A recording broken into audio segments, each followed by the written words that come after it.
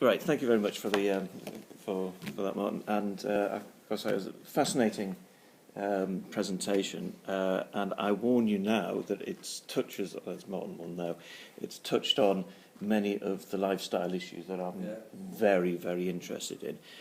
But what I want to start with is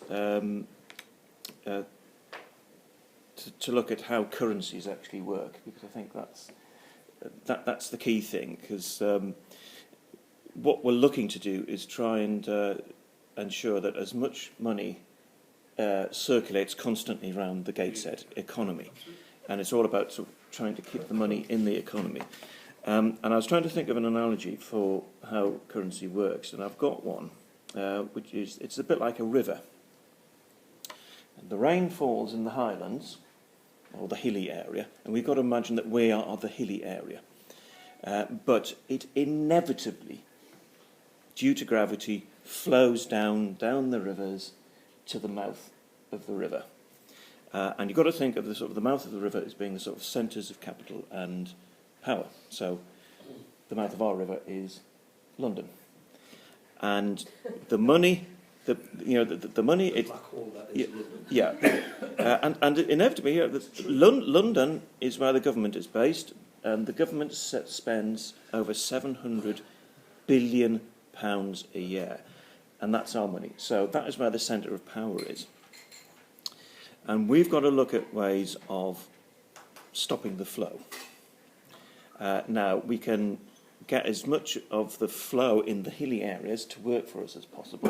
We can divert the water into projects and so on, but inevitably it then flows back into the stream, and it flows down the hill, and it joins up with everybody else's rivers, and it goes down to London. So how do we stop that? Well, you build a dam in the hilly area, and you collect the water, and the hilly area is able to use the water, and then it gets cleaned and goes back into the dam, into the reservoir, and it just keeps getting circulating around. Now, if you've got one currency, that is actually very difficult to operate, because inevitably, even with a dam, the water can still seep through in some way. So what you need is actually another currency that you can only spend in Gateshead. Shepherd's money. I didn't quite hear that, but you're all amused by it. Shepherd's money is You know, we all lived off shepherd's money. Oh, right, okay. I have no idea what shepherd's money is. Tell me afterwards, right? That's on exchange rate. Right. Right. Okay. Well, right. Well, if it's linked to the exchange rate of the pound, then it's going to be worth even less now, given the state of the pound.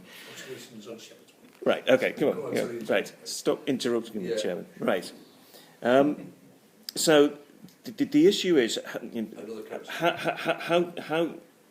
is that a feasible option?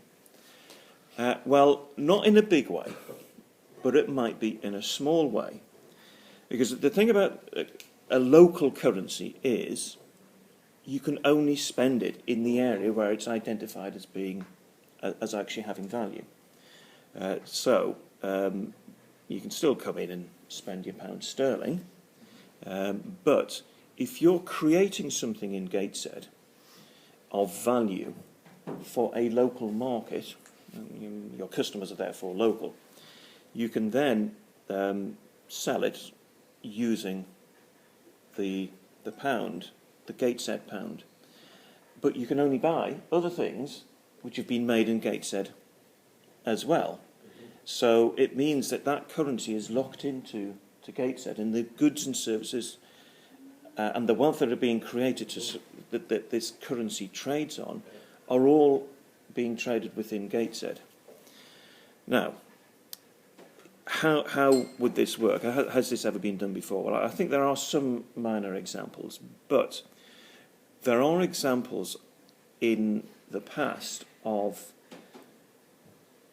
effectively creating a trading system that does not actually require a currency. And if you go back, I'm sorry, this is going to be a history lecture here, But if you go back to councils during the war period,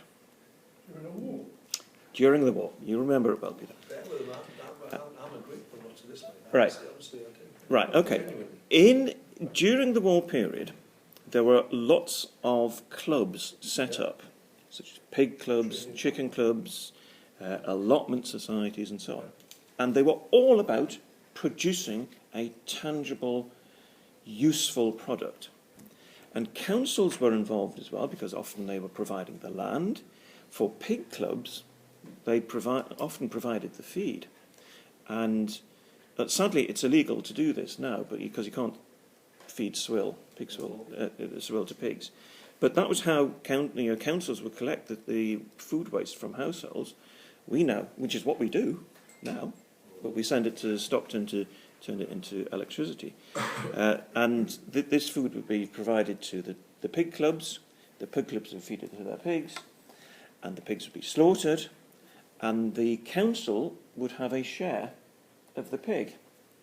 And the pig, the council share, would go to something called a British restaurant, which was a series of restaurants set up all over the country, which were run by councils, largely, during the war years. And the whole point of those was to provide nutritious meals for people over and above the basic ration. And it was nutritious and healthy meals. And suddenly, when you're talking about things like that, you're suddenly talking about the social issues that we're facing nowadays. It's about access to locally produced food, produced in a healthy way, but for people who are on low incomes. Now, okay, people go to these restaurants and they'd spend pounds sterling there, so it wasn't using a local currency. But there are ways to be able to link a local currency into that sort of activity. And if you think about what we've got in Gateshead, we have people who want allotments.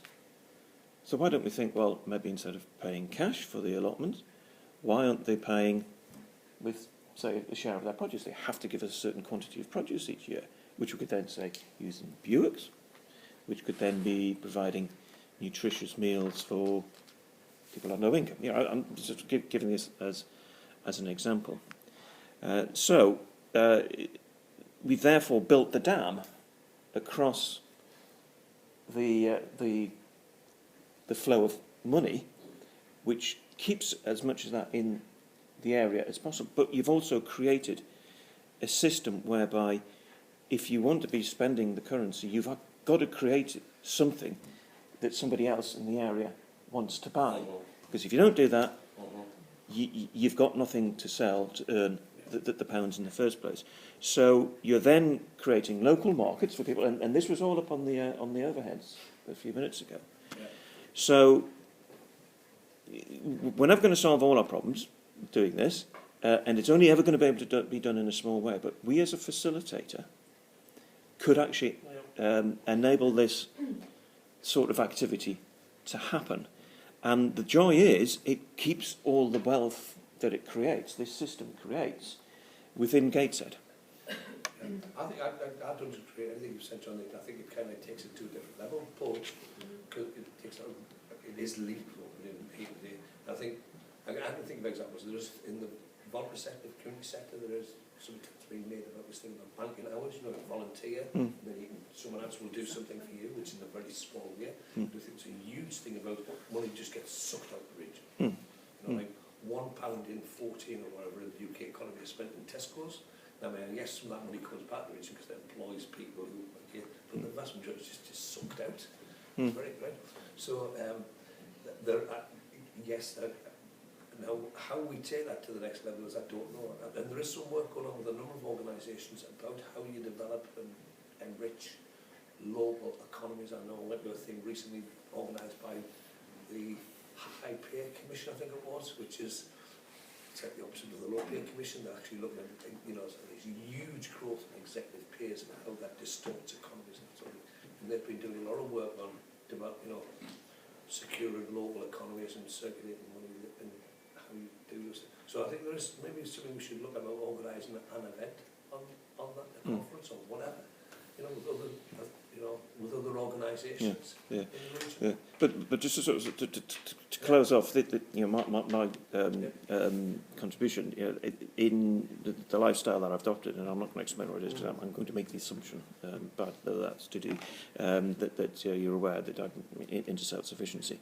Yeah. But a lot of that self-sufficiency involves trading with other people, but we never use currency. Yeah. No money ever changes hands. Yeah. It's all about you have something, Yeah. you've created something, cabbages, sack of potatoes, and you're swapping it for something that somebody else has that we don't have. So, for example, we have friends who go fishing or they go shooting. Example, on Saturday, went down, found 4 pheasants hanging on the gate of my allotment. And I know who provided them, and he'll get a whole load of preserves and so on. And you can only take part in that system if you're producing something. So it actually encourages local production, but it also encourages local circulation of goods as well. So you're creating an economy with life in it as well. And we've got to look at how we can sort of do that on a bigger scale through Gateshead services, but also using the capital, as in, you know, the land, the buildings, the property that we have to be able to enable people to be able to do that as well. So you create stuff, goods that circulate within the local economy, that boost the local economy, but they don't drain out elsewhere. Yeah.